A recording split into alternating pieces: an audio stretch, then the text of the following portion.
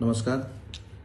आज रत्नागिरी शहरातील माझ्या सर्व शिवसेनेच्या पदाधिकाऱ्यांनी एका पत्रकार परिषदेचं आयोजन केलं होतं आणि या पत्रकार परिषदेमधून राजिवड्याला जाणाऱ्या रस्त्यावर श्रीदेव विश्वेश्वर मंदिराच्या शेजारी जी वस्ती आहे, ज्याला आपण बांगलादेश म्हणून संबोधतो, ते बांगलादेश हे नाव रत्नागिरी नगरपालिकेच्या नोंदणीतून काढून टाकावं अशा पद्धतीची अतिशय एक महत्त्वाची मागणी केली होती।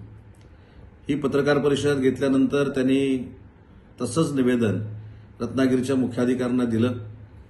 ते निवेदन देखील मी मागून मुंबईला घेतलं आणि त्याच्यावर रत्नागिरी शहराच्या नोंदणीमधनं बांगलादेश हे नाव काढून टाकण्याचा निर्णय मी स्वतः पालकमंत्री या नात्याने घेतलेला आहे। तसे निर्देश मी जिल्हाधिकाऱ्यांना आणि मुख्याधिकाऱ्यांना दिलेले आहेत आणि उद्यापासून हा जो मार्ग आहे, राजिवड्याकडे जाणारा जो मार्ग आहे, त्याला श्रीदेव विश्वेश्वर मंदिर मार्ग अशा पद्धतीचं नामकरण करावं अशा देखील मी सूचना दिलेल्या आहेत।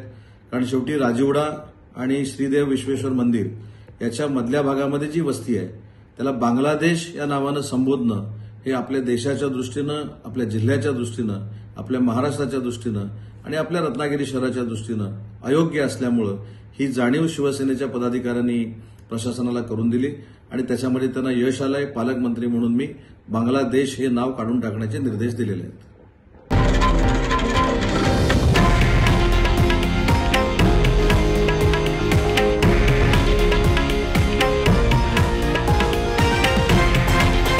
हे आहे देशातील नंबर 1 न्यूज नेटवर्क आणि आपण पाहत आहात TV9 मराठी, एकमेव।